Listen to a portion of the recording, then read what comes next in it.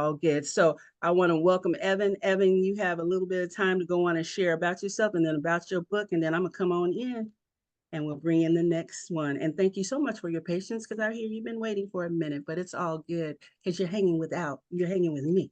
Okay. Yes, and I appreciate you. Thank you By the so much. And yeah, thank you to Dr. Smiley and everybody for putting these on. I've been on and listening to other amazing speakers and authors and thought leaders, and it's just been amazing. So thank you again for having me on. So again, my name is Evans Kamuru, and I am the author of the book. Let me see this, Created for Love. The subtitle says Four Master Keys to a Life. Four Master Keys, there we go. Four Master Keys to a Life of Purpose and Fulfillment. So we're all looking for a sense of purpose and fulfillment in our lives. But one fine day when I was taking a shower, it hit me that purpose and fulfillment do not happen in a vacuum. They happen in the context of relationships. And if you will, loving relationships. And that's why I wrote this book, Created for Love. But before I get into what the book is about, let me share with you a little bit of my own journey with love. I was born in Kenya, East Africa, and I was born without my right hand and also without my right foot. At a time when, in that part of the world, number one, there were not a lot of resources available to support people with any kind of handicap. But even worse, number two, the society and culture largely did not look very favorably at people with handicaps. At the time, the superstition held that if a child was born with a handicap, that was a bad omen, it was a curse.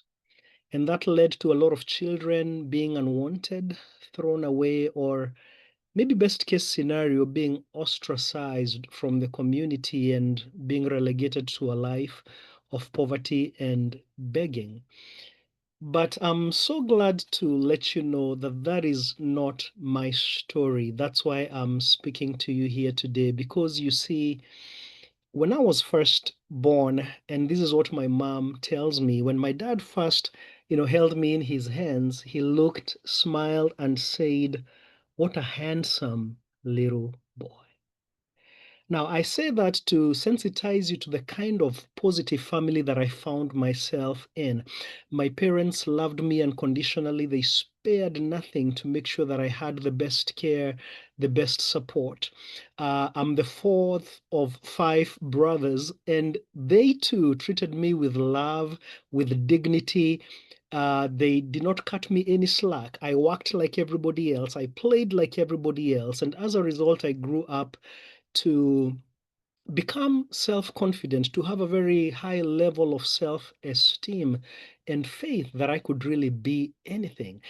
Long story short, that was my first encounter with love, unconditional love. But not just that.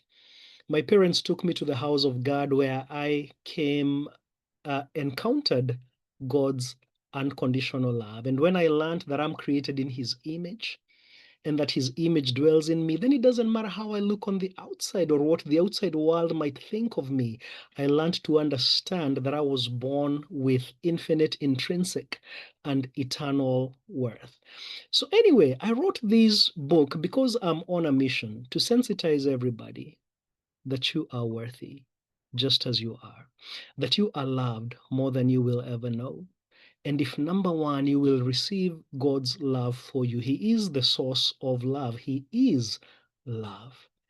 Then you can learn also, number two, to love yourself unconditionally, because self love becomes the basis from which we can love others. We can only love others to the degree that we love ourselves. And so, the first principle in the book is receiving God's love. The second one is learning how to love yourself and understanding what a remarkable human being you are. The third one I just mentioned is about learning how to love others. I specifically talk about how to love others that look different than us. Hopefully, you will agree with me that we are in a time and age where that message of embracing our diversity could really help us get along just a little bit better. And then the last part of my book, I speak about how to love your life, your world, and your purpose. Let me explain how to love your life, the experience of your life. Each one of us has a unique life experience. Even identical twins have divergent, or if you will, unique life experiences. How do you love your life experience? I lead with the idea that life is abundant and life is for living. Number two, not just the experience of your life, but the environment of your life, to love your world. I believe God created a beautiful world. Granted, we've not done a great job of taking care of it, but I can still enjoy a sunset and I can still smell the rose and learn to love my unique world. And then lastly, I talk about uh, loving your expression in the world, right? Each one of us was born with purpose, filled with purpose, and for a purpose. And I make the point in the book that you matter. There's no redundancy in God's economy. If you are not needed, you would not be there. And so it's incumbent upon you and upon me to discover why on earth we are here, discover our purpose, develop ourselves for the purpose that God has called us, and then just as importantly, deploy that purpose, make our contribution into the world because we have something that's worthwhile to give. So again, that's my story in a nutshell. That's the book Created for Love, Four Master Keys to a Life of Purpose and Fulfillment. You can find it on www.evanskamuru.com, or you can just go to Amazon and search Created for Love. It's the white book with a red heart. And I'm sorry, my camera here is playing tricks. There we go. Anyway, there we go. So I enjoy empowering others to just discover their worth and identity and live out their purpose.